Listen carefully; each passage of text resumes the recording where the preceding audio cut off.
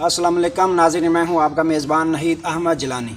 नाज़रीन इकराम, आपको जिलानी जी YouTube channel और फेसबुक पेज पर खुशामदीद। नाज़रीन इकराम, उम्मीद करता हूं आप जहां कहीं भी होंगे अपने अहल खाना समेत बाखैरियत होंगे, खुश भी होंगे और महफूज भी। नाज़रीन इकराम, आज मुल्की सियासत, मुल्की हालात पे बात करने के लिए मेरे साथ मौजूद हैं सीनियर सहाफ़ी, सीनियर तज्ज़िया नगार जनाब सजाद अहमद खोखर साहब। उनसे बाकायदा गुफ्तगू का आगाज़ करने से पहले तमाम ख़वातीनों हज़रात से ये गुजारिश है कि जो हमारे चैनल पे अभी नए हैं वो हमारे चैनल जिलानी जी यूट्यूब चैनल को सब्सक्राइब फरमा लें, ताकि रोज़ाना आपको हमारी एक नई वीडियो आसानी के साथ पहुँच सके। तो नाज़रीन इकराम, बिला तख़ीर अपनी गुफ्तगू का आगाज़ करते हैं जनाब सजाद अहमद खोखर साहब से। अस्सलाम वालेकुम। जी वालेकुम अस्सलाम। सजाद साहब, मेरा पहला सवाल आपसे यही है, जिस तरह तमाम पाकिस्तानी एक गम में मुब्तला हैं, उसकी वजह भी तमाम पाकिस्तानियों को पता है कि सीनियर सहाफ़ी हमारे पाकिस्तान के निडर, बहादुर, बहुत खूबसूरत शख्सियत के मालिक जनाब अरशद शरीफ साहब का जो नरूबी में अंधाधुंध फायरिंग करके उनको शहीद कर दिया गया, उसके गम में पूरी पाकिस्तानी कौम अब उसके गम में गिरफ़्तार है। तो सजाद साहब, मैं आपसे ये सवाल करता हूँ कि क्या मुल्क पाकिस्तान को हमारे बुज़ुर्गों ने इसलिए कुर्बानियाँ देकर आज़ादी हासिल की थी कि हम आज़ाद, क्या अपने आप को सिर्फ़ इतना ही आज़ाद समझें कि हम आज़ादी के साथ नमाज अदा कर सकते हैं और आज़ादी के साथ हम अज़ान दे सकते हैं, इसके अलावा ना हम किसी हुकूमत के ख़िलाफ़, ना किसी अमरीत के ख़िलाफ़ आज़ादी के साथ, ना किसी के करप्शन के माफिया के ख़िलाफ़ करप्शन पे हम बात कर सकते हैं। हमारी आज़ादी इतनी सी है कि हम नमाज अदा कर सकते हैं और अज़ान दे सकते हैं, जो हम अस्तग़फ़िरुल्लाह करते नहीं हैं। तो इस पे आप क्या कहेंगे? और ये बताइए साथ कि अरशद शरीफ का जो यूँ टारगेट किलिंग है, ये क्या आने वाली हमारी नस्लों का पैगाम है कि आपने किसी माफिया के ख़िलाफ़ बात नहीं करनी? अपना क्या नुक्ता नज़र रखते हैं, नाज़रीन को बताइए आप। बिस्मिल्लाहिर्रहमानिर्रहीम। पहली बात तो यह है कि मैं कोई सहाफ़ी नहीं हूँ। अगर मैं सहाफ़ी हूँ तो पाकिस्तान का हर इंसान, हर बंदा सहाफ़ी है, क्योंकि हर पाकिस्तानी उसके जहन में सवालात हैं। तो वैसे सवालात मेरे जहन में भी है। मैं भी मुल्की हालात के बारे में परेशान हूँ, जैसे कि हर पाकिस्तानी परेशान है। और जहाँ तक शहीद अरशद शरीफ की बात है, तो वाकई सारी कौम जब से उन्होंने सुना हुआ कि उनको शहीद कर दिया गया है, तो वो गम में डूबी हुई है और डरी हुई है कि पाकिस्तान में किसी को भी सच बोलने की आज़ादी नहीं है। आपने बिल्कुल दुरुस्त फरमाया कि अगर आज़ादी है तो नमाज रोज़े की है, अज़ान की है, और किसी बात की आपको आज़ादी नहीं है। एक डेडलाइन खींच दी गई है, एक रेड लाइन खींच दी गई है कि कौन बंदा हुकूमत के ख़िलाफ़ बात कर सकता है और कौन बंदा हुकूमत के ख़िलाफ़ बात नहीं कर सकता। अरशद शरीफ के बारे में कुछ लोग ये कह रहे हैं कि उन्होंने मुल्क क्यों छोड़ा, तो आपने हालात ही ऐसे पैदा कर दिए कि उसके ख़िलाफ़ आपने 12 FIR कटवाई हैं मुख्तलिफ़ थानों में। एजेंसीज़ के लोग उनको तंग कर रहे हैं, उनके घर पे उनके बच्चों को तंग कर रहे हैं, उनकी फ़ैमिली को तंग कर रहे हैं। तो उसने ये सोचा कि यहाँ पे मेरी फ़ैमिली मेरी वजह से परेशान होगी, तो क्यों ना मैं मुल्क छोड़ के चला जाऊँ। तो इन ज़ालिमों ने वहाँ पे भी उसका पीछा नहीं छोड़ा। तो लेकिन ये है कि एज़ ए पाकिस्तानी मैं ये पैगाम देना चाहता हूँ कि अरशद शरीफ तो दुनिया छोड़ के चला गया, लेकिन उसकी सोच, वो जो एक आवाज़ दे के चला गया सारे पाकिस्तान को, पाकिस्तानी अवाम को, तो आवाज़ अब ख़ामोश नहीं होगी। उसने मतलब हर पाकिस्तानी को, हर पाकिस्तानी के लिए एक मिसाल कायम कर दी है कि अगर सच का साथ दोगे तो मरने से भी डरना नहीं है, और उसने ये साबित किया है। तो नाज़रीन, आपने तबसरा सुना सजाद साहब का, बहुत अच्छा माशाल्लाह तबसरा किया। तो मेरा सजाद साहब आपसे दूसरा सवाल ये है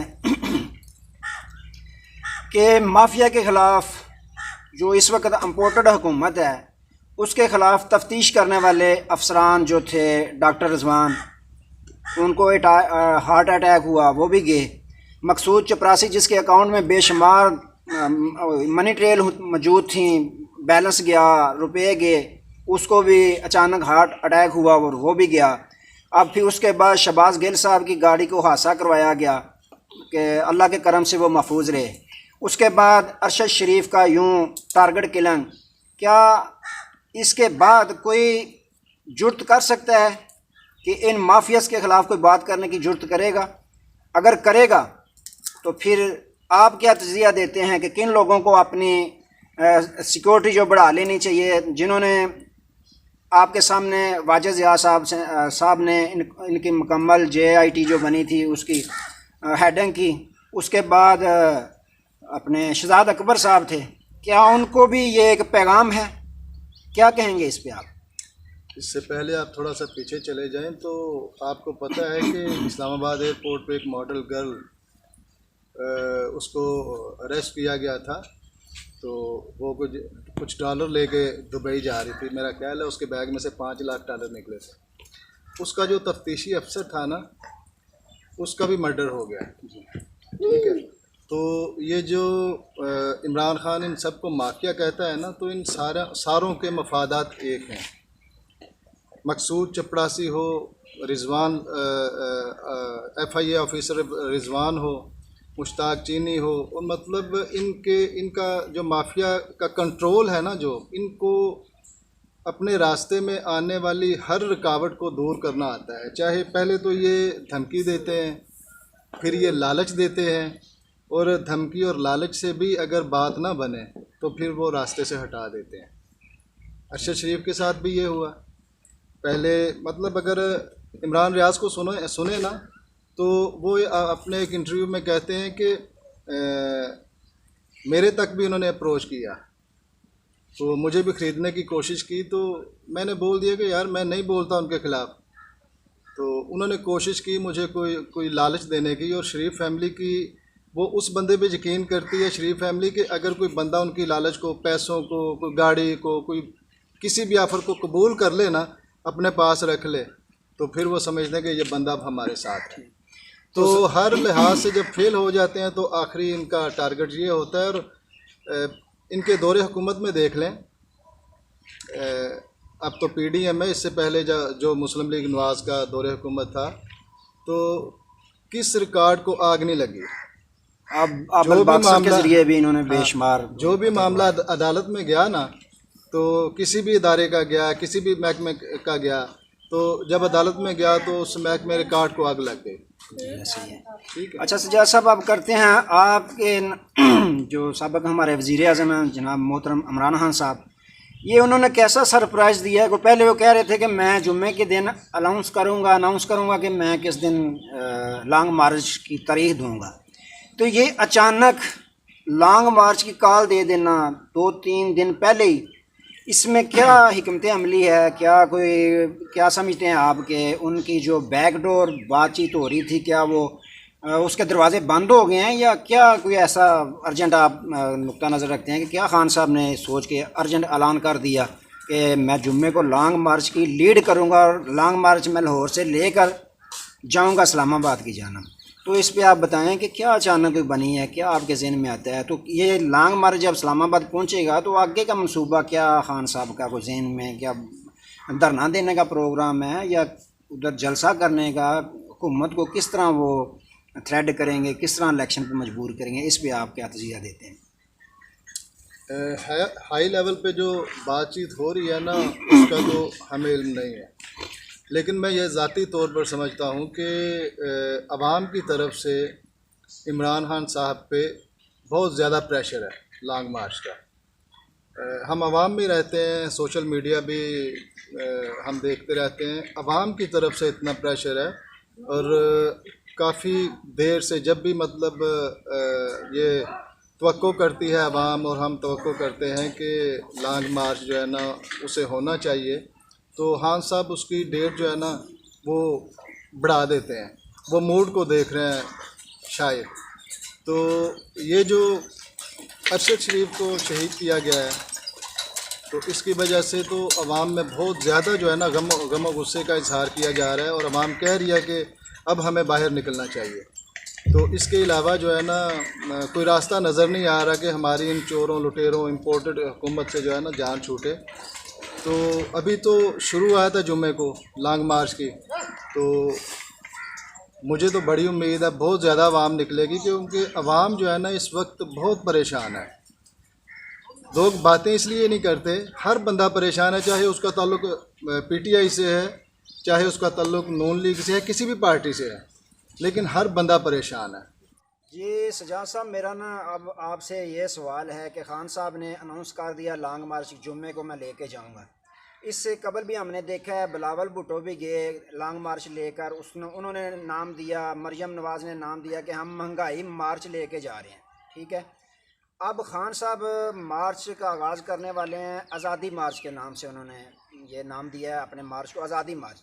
तो क्या ही अच्छा होता अगर वो आज़ादी मार्च के साथ ये भी पब्लिक को अवेयरनेस देते कि आज़ादी मार्च और महंगाई मार्च इकट्ठा जाएगा। उन्होंने तो एक मार्च किया था, महंगाई मार्च हम इकट्ठा लेके जा रहे हैं, महंगाई से भी आज़ादी होगी और वैसे भी शख्सियती भी आपको मुल्क जो ग़ुलामी की ज़िंदगी हमें वो भी कबूल नहीं, तो इसका क्या ज़्यादा बेनिफिट ना हो जाता?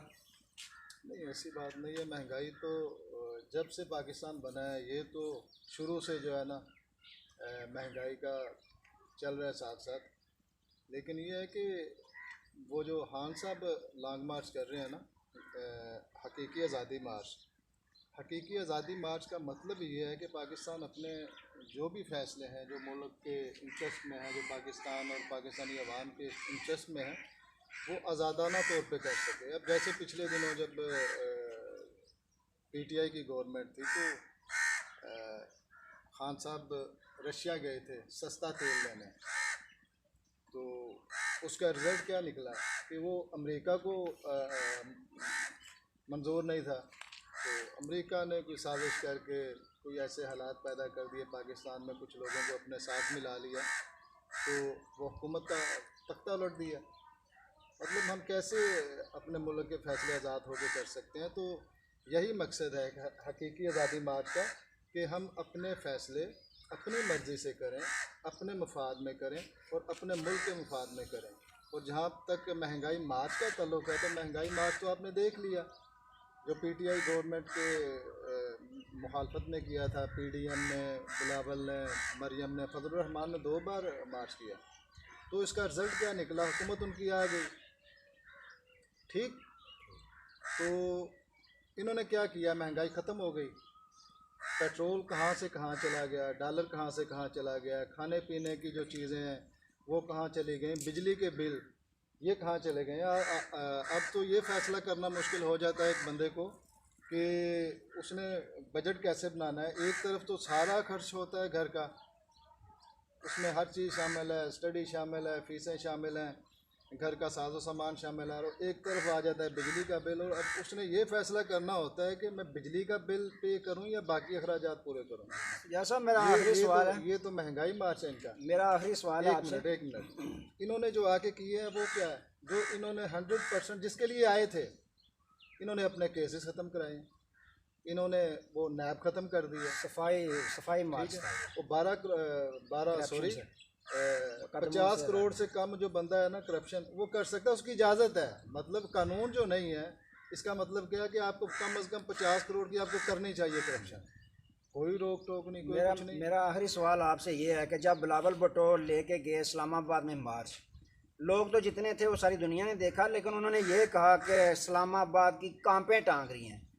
टांगे तो नहीं कांपी इस्लामाबाद की। तो आप क्या कहते हैं कि अब जो इमरान खान साहब लॉन्ग मार्च लेके जाएंगे इस्लामाबाद, तो क्या अब इम्पोर्टेड हुकूमत की टांगें कांपेंगी या कांपें ही टांगेंगे? इसलिए क्या चीज़ है? ये दोनों काम होंगे इंशाल्लाह, तो आप देखते जाइए। तो अभी तो ऐलान ही हो रहा है ना, तो इस्लामाबाद बंद है। क्यों बंद है? क्यों बंद है? कि नींदें हराम हो गई हैं उनकी। तो क्या आप सोचते हैं कि लॉन्ग मार्च होगा?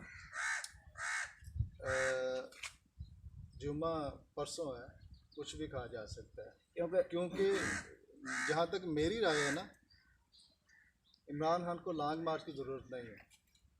वो तो चाहते हैं लॉन्ग मार्च लेके आए और हमें कोई बहाना मिले। जी नाज़रीन, आपने सुना जनाब सज्जाद अहमद खोखर साहब का तजिया। उम्मीद करता हूँ कि आज की वीडियो, आज का तबसरा, मुल्की मामलात पे बातचीत आपको पसंद आई होगी। वीडियो अच्छी लगे तो इसको लाइक्स और शेयर ज़रूर फरमाना, और जिन्होंने अभी तक हमारा चैनल सब्सक्राइब नहीं किया दोबारा अपील है कि हमारा यूट्यूब चैनल सब्सक्राइब फरमाएं ताकि रोज़ाना आपको हमारी नई वीडियो आसानी के साथ पहुँच सके। नाज़रीन कराम, किसी नई शख्सियत के साथ, किसी नए मौजू के साथ दोबारा आपकी खिदमत में हाज़िर होंगे। तब तक के लिए इजाज़त दीजिए। अपना बहुत सारा ख्याल रखिएगा और अपनी नेक दुआओं में हमें भी याद रखिएगा। अल्लाह हाफिज़।